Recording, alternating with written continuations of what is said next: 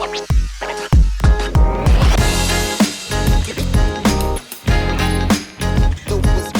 right, welcome to the Deep Dig of Sports Pod. I'm your host, Drew.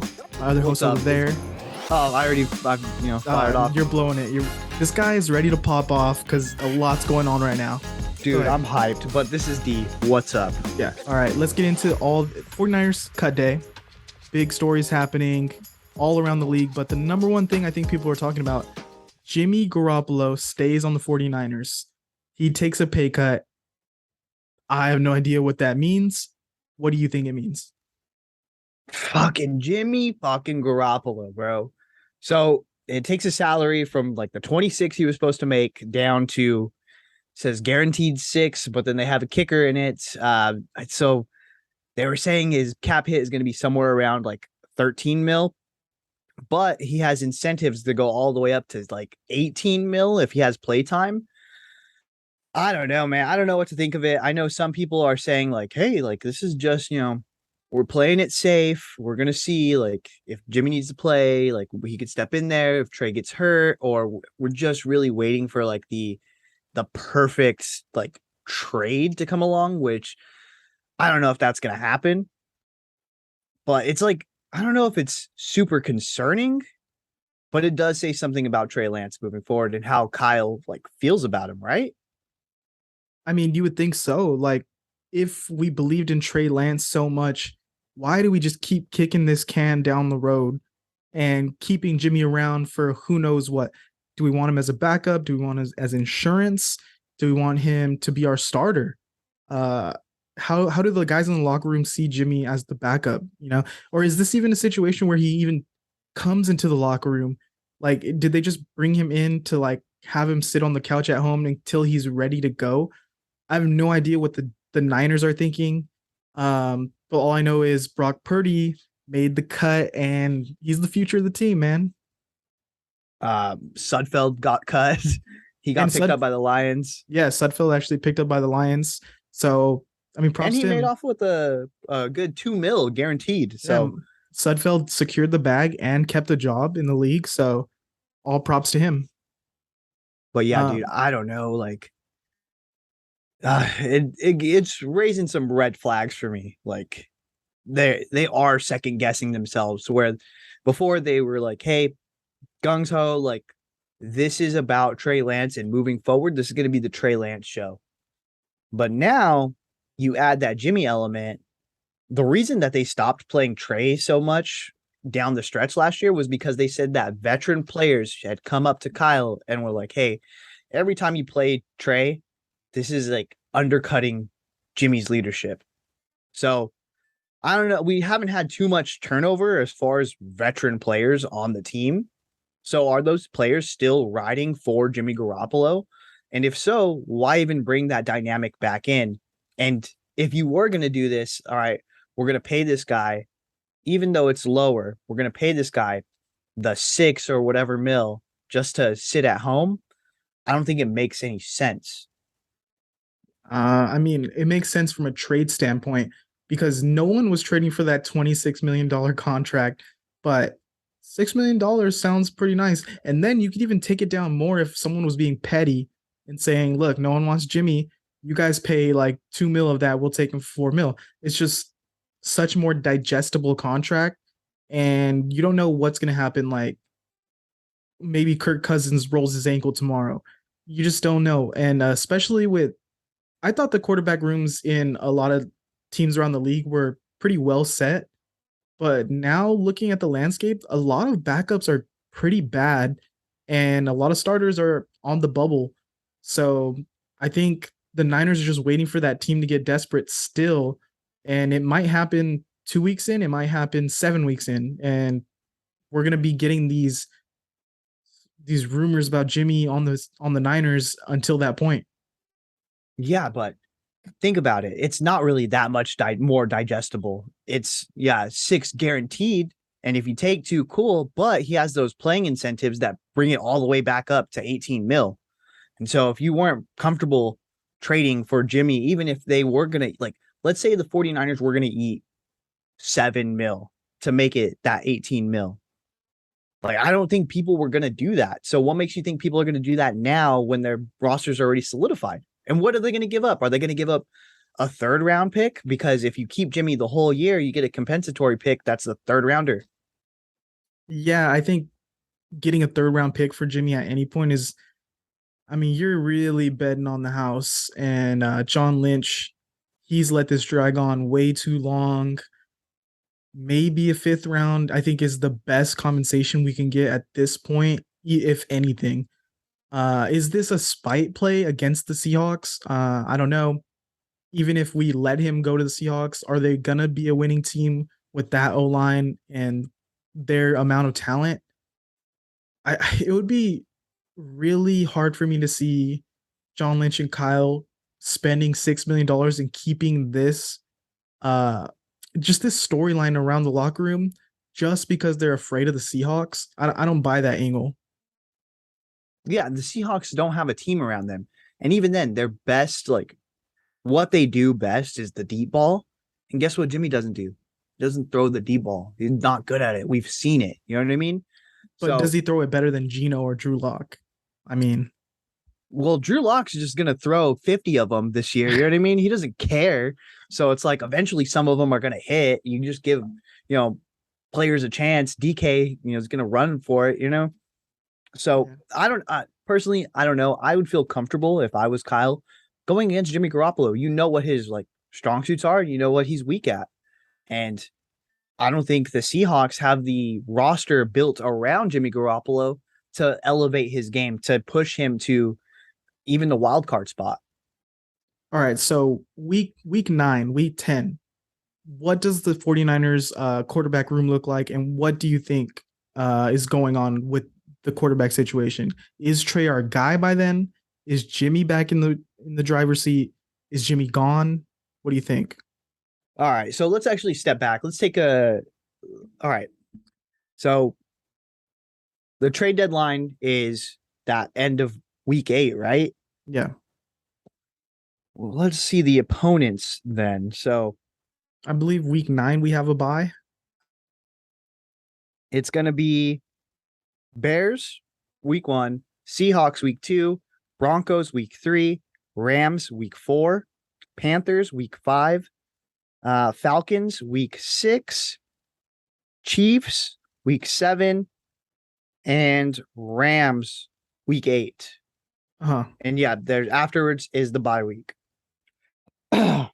Of those games, there's really only 1, 2, 3, 4 tough teams, right? With Yeah. the Rams, Broncos, Rams, and the Chiefs. So let's say Trey Lance doesn't look good against those tough teams, but he dominates against like the weaker opponents. Do you think Kyle feels comfortable like, hey, like we're about to hit like a tough run in our schedule? Let's roll with Jimmy, or let's roll with Trey. Like let's give Jimmy away for whatever, a fourth round pick, let's say. Or I is don't he know, just man. going to keep him for the hell of it? I feel like Kyle has this like New England Patriots mindset, like how, oh, their running back could run for 200 yards and the next week he's you never hear from again. Like this guy's in street clothes. Like Kyle doesn't give a fuck who is winning the game. He cares like how you're playing each week. If Trey beats a bunch of bad teams like 4 weeks in a row, but he barely does it, I think Kyle still would have a short leash like mindset of, man, I think Jimmy can win us some playoff games here. Like I just don't see the belief yet in him, which is a lot of people speculating is they don't believe in Trey Lance yet. Otherwise, why wouldn't you just let Jimmy go already? Like just let it go. Why are you holding on to this relationship? I don't know. Yeah, I think if Jimmy Garoppolo makes it to the trade deadline and doesn't get traded, I think he's going to be the starter at some point in the season. I think they're going to pull like, hey, you know what? Trey, actually, this isn't really working out. We're going to have to win big games down the stretch. And we know Jimmy Garoppolo can do it. I think that's, again, we've already said before, that's Kyle's biggest weakness is you know what? This guy can actually run the offense. He can run the offense I want. And it's like, even though it's not really the full offense where he's not being able to throw it down the field, it's like, well, I'd rather take a for sure thing than roll the dice. And I think that's going to be Kyle's downfall, is like having this like safety net in Jimmy Garoppolo. Yeah, it's like such a contradiction because Kyle's whole thing is like, I want to find the guy that can do all my offense. I want to find the guy that'll make the big play. And then he goes out and gets that guy. And now he's just like, well, I don't know if this guy could play it safe. I don't know if he can do the little things like Jimmy. Like, you have to choose one path. And either you're going to rely on Jimmy to make a few big plays, or you're going to rely on Trey to do big plays and make a few small plays. And Trey Lance just has so much more upside that I don't see why you would roll with Jimmy at this point. Just let the kid learn and showcase his talent. I mean, Kyle is going to live and die on Trey Lance no matter what. So you might as well get him out there and get him learning. I think he has this very short-term mindset with the team where it's like, let's win this week, let's win this week. And that's not how you can look at a full team. You have to look at the next season and the next season, Yeah, it's all money in the bank. It's all building equity with Trey Lance. And so, yeah, maybe he goes out there and struggles, but the next week he's going to know, like, hey, I don't throw it into this coverage, or they disguise it by doing this and you get better at it. But you never get those things if you're not actually playing. It's such a big difference between practicing against your own guys and going out there against real NFL talent, game speed. Yeah, I mean, I guess Kyle could give a fuck about the 23-24 season right now. But big picture, like, that's kind of what Trey is building towards. How many guys are going to win the Super Bowl in their second year when he's already as raw as he is, and you already are bringing all this extra doubt with Jimmy? You're just stacking it even more against him. The next season, after a year of starting, I think Trey would be more comfortable. He's obviously got more experience. I think Kyle needs to switch his mentality a little bit and realize, hey, everyone's under contract for next year too. We're loaded, and they're gonna be back. So Trey will be 1 year better. We can retool whatever little positions we need and really make a run for it next year. And it'd be different if he was like Jordan Love, where you just never, he couldn't even win the third string spot in his first year. He never seen any flashes from Jordan Love, but Trey Lance has actually played. He was the like certified backup last year, and they had him in on packages, and he looked pretty good. And it's like all about just knocking off I guess the not rust, but like, yeah, more like rust. He only played one game the season before that. And it's really about just getting him up to speed. And the only way you're going to do that is just putting him on the field. Yeah, I don't know. You're just handicapping him. You gotta break in the shoes before you run a marathon in them, Yeah. I mean, we gotta let the kid go out there, grease the wheels, throw it around, let him learn the playbook, learn the process of going through the reads. I mean, he's not gonna learn that on the bench. And he showed flashes. What talent he has. Just let him work. Like, let Trey cook. I'm just so frustrated, man. Like, get Jimmy out of here already. It's not helping anybody. It's only hurting. You know what I mean? All and right. at some point, there's going to be a call for Jimmy Garoppolo. And will it be a call from the fans, or will it be a call from like players within the locker room? You know what I mean? And that's going to be a really big difference of who's making that call. All right. Well, let's put a pin on this Jimmy Garoppolo Trey Lance talk because it's going to be there all season. Let's get to these other positions. I'm just going to go down the list of key cuts that happened. Running back position, we kept 5 running backs. Well, at first, we kept 5 running backs. We cut JaMychal Hasty. Jordan Mason made the team. Trey Sermon made the team. But now, breaking news, Trey Sermon was cut. Wide receiver position, it's basically the guys that we thought were going to be there. Malik Turner and Willie Snead got cut. We're keeping 4 tight ends because Tyler Kroft was cut and he's coming back. And I think the other big story that was circling the 49ers sphere was Jason Poe getting cut. he did get signed to the practice squad. Anything on the offense side of the ball that stint?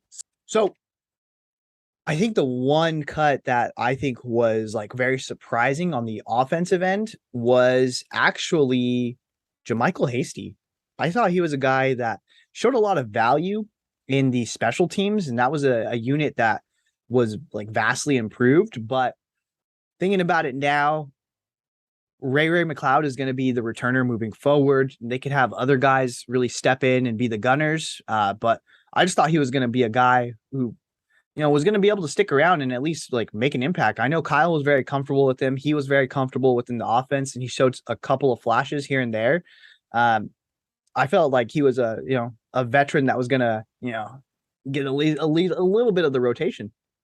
Yeah, for me, the surprising thing was like I wasn't 100% sure Jordan Mason was going to make the roster.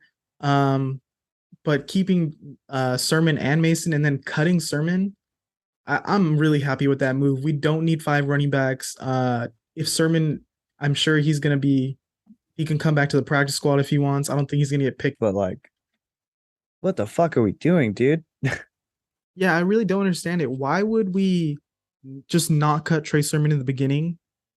I think I need to read some articles, look into it more because it just happened. Why did we keep him on the roster just to cut him? I don't know. Like, they're doing too much cute stuff. Like, you're over complicating things. Like, look at it just adding up. So the Jimmy Garoppolo deal. All right, now this Trey Sermon, we're gonna keep Trey Sermon, and then we're gonna cut him the day after. It's just a little frustrating. So it looks like we cut Sermon to make room for Blake Hance, a human man. He's a human man who plays in the NFL on planet Earth, Northern Hemisphere. I'm just all over the place right now with Trey Sermon on my mind. Yeah, it looks like we had to cut him to make room. The other guy that I'm kind of hurt that got cut, I know it was a long shot, but Malik Turner at wide receiver getting cut. I thought the guy is a great special teams player. He had some great plays in this preseason, and I would have liked to see 6 receivers on this roster.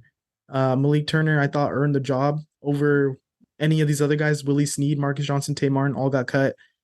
But I guess it's just the Niners don't need 6 receivers when you're keeping 4 tight ends and basically 4 backs or 5 backs with Juszczyk. So that was kind of hurt for me, but I understood it. Are you ready to move on to the defense? Yeah. Let's just start with the biggest portion of the defense, literally and figuratively. The defensive line. Yep. We kept Nick Bosa, Ebukam, Drake Jackson, Omenihu, Eric Armstead, Kinlaw, Givens, Hyder, and Ridgeway. Our cuts: Teray, Kevin Atkins, Alex Barrett, Akeem Spence, and Jordan Willis. What shocked you there? What would you have done differently, and what do you feel good about? I would have kept Teray on the active roster. I think he's a guy who he showed major flashes in the preseason.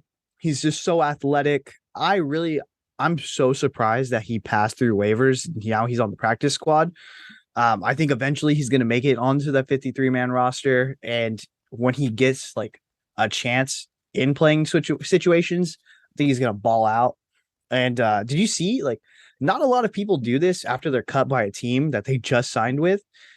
He even came out with a statement saying that the Bear was just so different. And this is before he even passed waivers. It was like he really wanted to be here with the 49ers. And I'm so glad that now he's on the practice squad. Yeah. And I mean, it's just tough for me because who do you let go? I to me, maybe Kevin Givens is at the bottom of this roster, and that could switch out with Teray.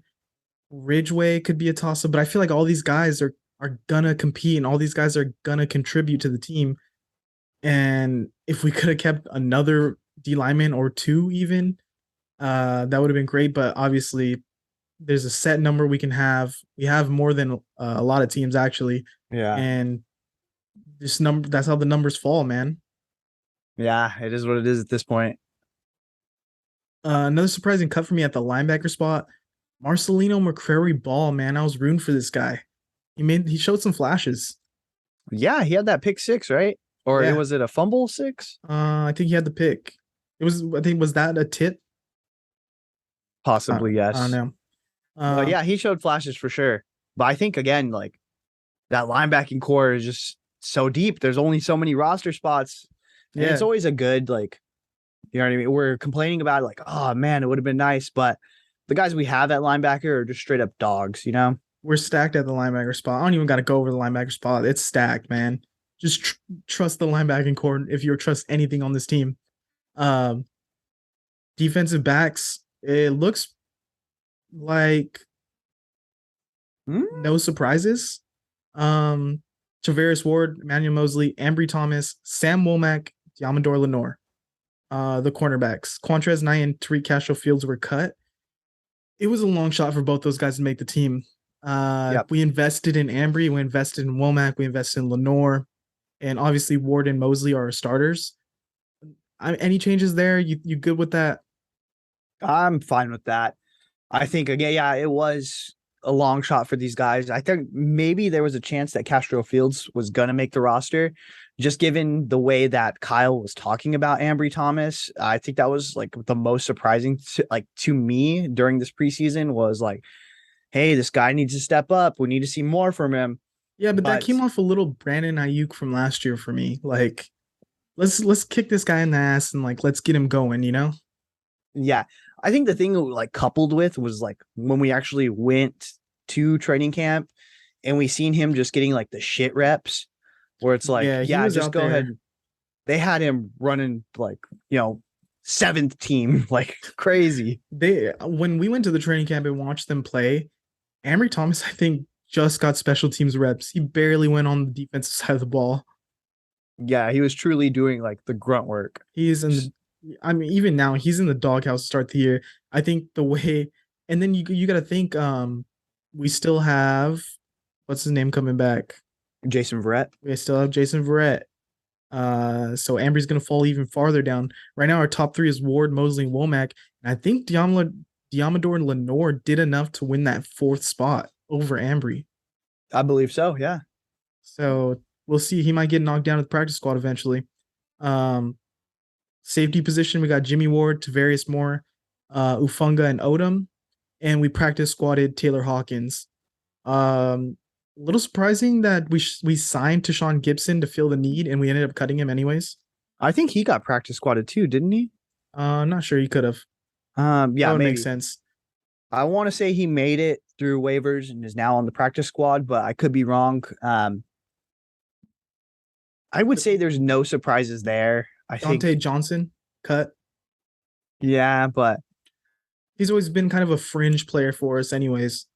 yeah, And okay, here's the big story also coming out of that Twitter sphere of 49ers.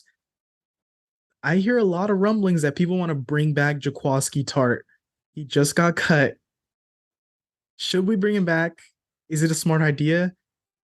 Do you want him back after that play last season?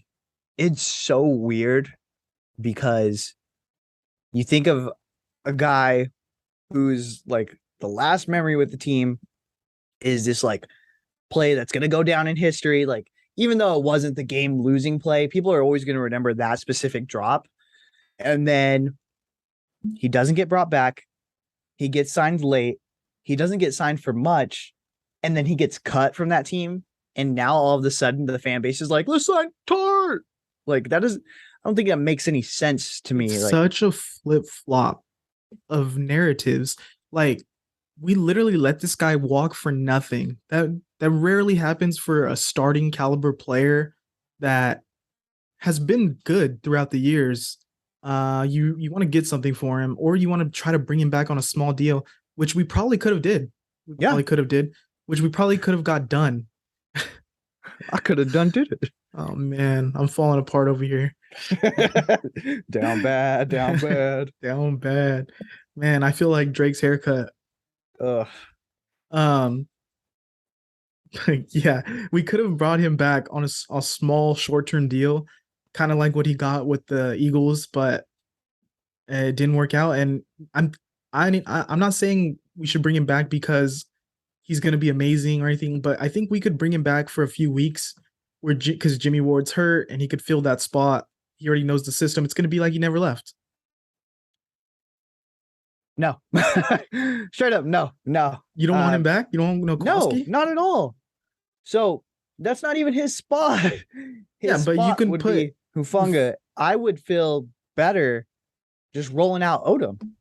I think Odom is like a guy who's already had a lot of playing time. They're not going to put Odom. I think they're going to put out Tavares Moore, and I would rather see Hufanga and Kowalski Tart on the field at the same time than Tavares Moore and Hufanga. I would much rather, yeah. If it's Tart or Moore, I'm going Tart. I don't think the 49ers would start Odom. I think they want him in that backup role. For some reason, they keep leaning on Tavares Moore. They keep coming back to him. I don't know how many years it's been where we've seen the same thing where we always hear like, oh, they think Tavares Moore could be a starter. They think he could be a starter. It's like, dude, how many times are we going to keep pushing this narrative back a year? I've seen the same play from Tavares Moore where the wide receiver's in the end zone and he's standing at the 15. Like, what's going on? I don't want to see. I'm good off that. A Tavares Moore led secondary. I'd rather see Taylor Hawkins come up and play that spot. Bro, let's just throw fucking Ambry Thomas back there if we're talking crazy. You know what I mean? Like, I actually saw some people saying maybe we put Sam Womack back there. At this point, Niners fans are like so into Sam Womack. They're like, yeah, just put him at every position. He's gonna run the defense. Like, come on, guys, let's pump the brakes on Sam Womack a little. Yes, he's looked good, but he's like, we don't have to put him like everywhere on the field and think he's gonna be a Pro Bowler. Yeah, it's okay. I think he could throw. He could play a different position. He's fine. Rather than going and getting Tart, let's just roll with Odom. You know what I mean? That's just my ultimate take. I'd much rather, he's played at a high level since he's been here. He's already played for a team that, where these games actually matter in the Colts. So he's comfortable. It's not like the spotlight's going to be too much for him. I think let's do it. Let's do that rather than like, hey, again, we've seen Moore get burnt before. Let's just not have that. How about no? Yeah, I mean, I think I could see Tart coming back on a cheap deal rather than us like, let's roll out more. I mean, unless Odom and Hufanga hold it down, I'm cool with that. That's basically all the 49ers roster moves right now. Did you want to kind of get into a little bit of the news around the league, some quick hits? Yeah, sure. Let's do it. Let's just throw some stories at you and see how you feel. All right, I'm just pulling up the recent news here. Rapid fire. How about Alex Leatherwood? Well, okay, we'll start with that. All right, I'm just gonna throw out the topics. You let me know around the tops. Alex Leatherwood getting cut. A complete disaster. Like, this is gonna go down. Like, Mike Mayock and John Gruden. I don't know who's to blame for it. I want to say it's all Gruden, even though Mayock was the GM, because we've seen Mayock, like, how he actually grades players, and it's been pretty accurate.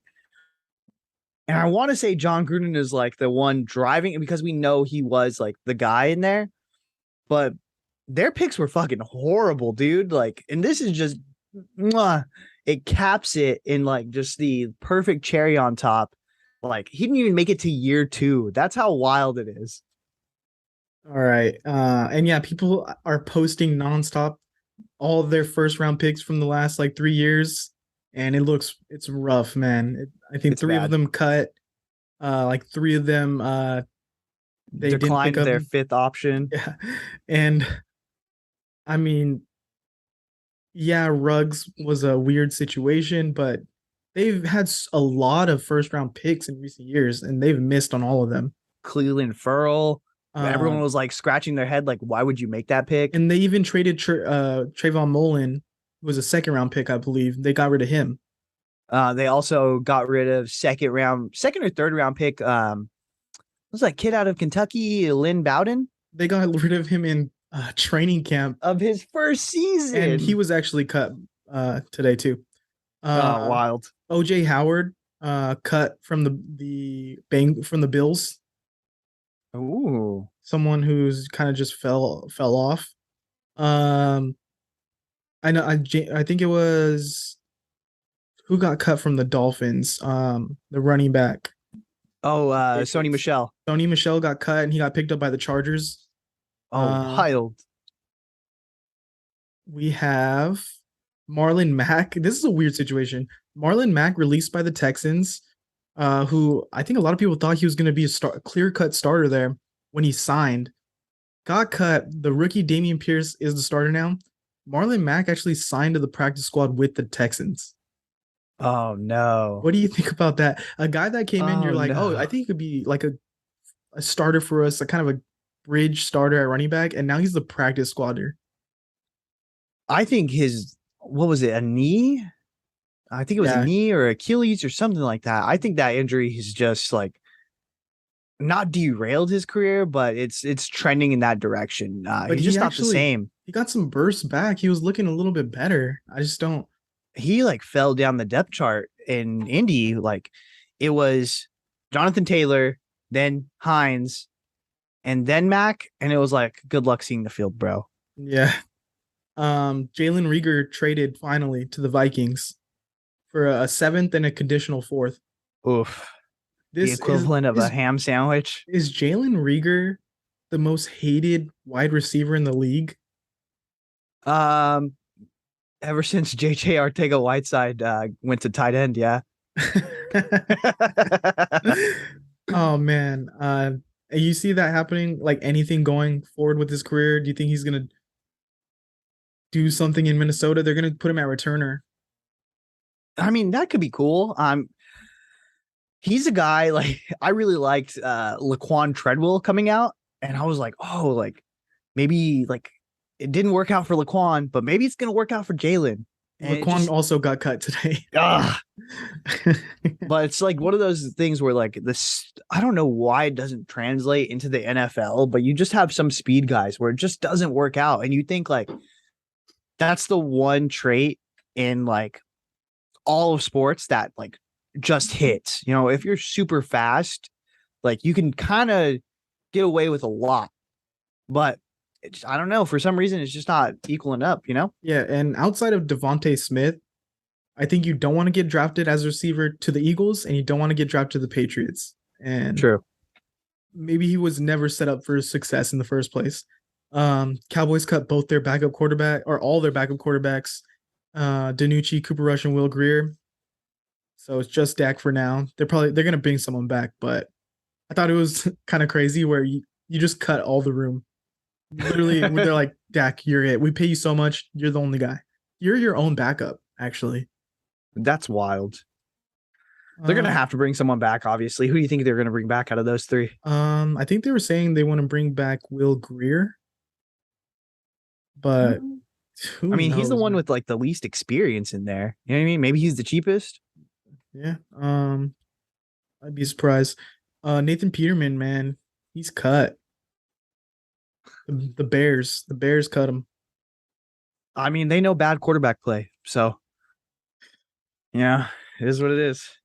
Okay. Kellen Mond cut from the Vikings. yeah. What are your thoughts on this? I think, well, Cousins re-signed a deal this past offseason. I think they just like, hey, you know what? We got to cut our losses here, bud. But it's so weird because you literally have him on a rookie deal. You might as well just keep him. And if someone wants to like bite on it, cool. But I don't think you needed that roster spot. You know what I mean? Yeah, it's weird. Like they're kind of in a similar situation that the Niners were in, but not on like that big of a scale. To where they drafted Kellen Mond and they were like, this guy, he has talent, he can do everything. And they wanted him to win that job so bad. And he just doesn't have it, man. I think they wanted to replace Kirk Cousins with this guy, and they gave up. They gave up so bad on this guy, they cut him already. Well, like they had to give up so bad that they signed Kirk Cousins to another fucking deal, dude. Yeah. That's how bad it was. They were like, hey, you know what, Kurt? How about another deal, buddy? Like, we know the grass isn't greener on the other side. Go ahead and sign that contract. Yeah, you play so bad. that they're like, you know what, we can win 8 games this year. We can win 7 games. Yeah. Philip Lindsay cut again from the Colts. You think he I feel still lives with his parents? he's about to. That I feel so bad for the guy. Like him and Marlon Mack kind of like had so much potential. I feel like, and they had like, especially Lindsay had such a breakout year, and he just got treated like dog water since. Man, Yeah, big year, super like marketable guy. I think, yeah, it's just weird. It's weird to see. But again, like every year, look at Kyle Shanahan's finding, undrafted free agents. And that goes like with the rest of the league too. It's just like one of those things where you're not going to really pay top dollar for a running back unless he's, out of this world. And even then, sometimes you get screwed over. a little bit surprising from the Commanders. They cut Jarrett Patterson, that young running back, especially with the situation.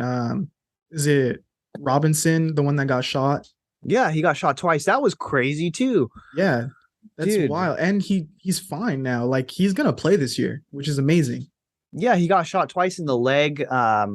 It was a scary situation on Sunday, but later that evening they said that he was in the clear.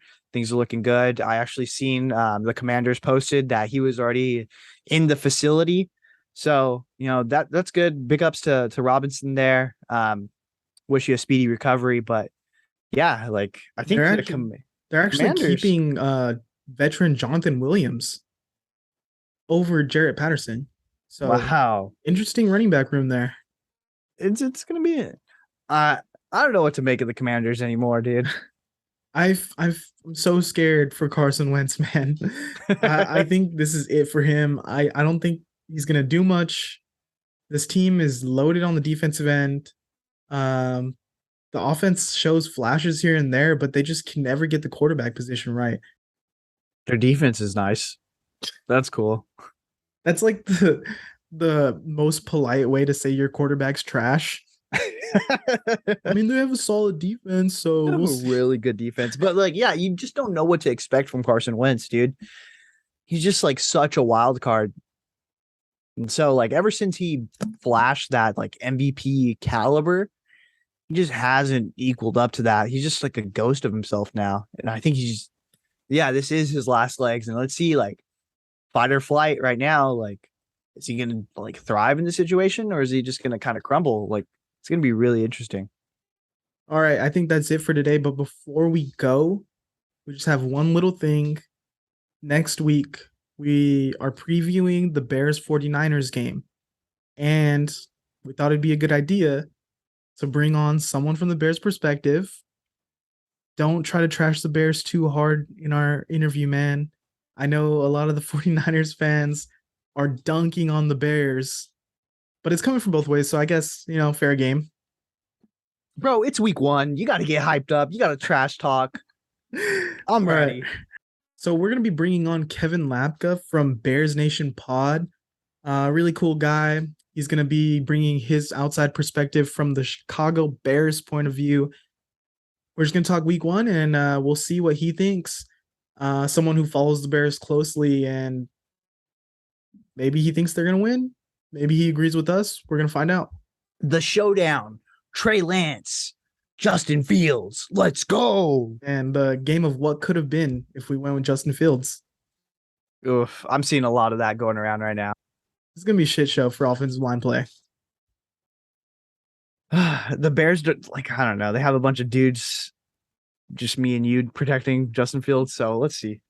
I mean, outside of Trent Williams, we got a lot of pizza boys out there. What do you mean? Aaron Banks was a second-round pick. Well, Glynchy's only like 150, bro. All right, that's going to be all for today. Like, subscribe. See ya. Later.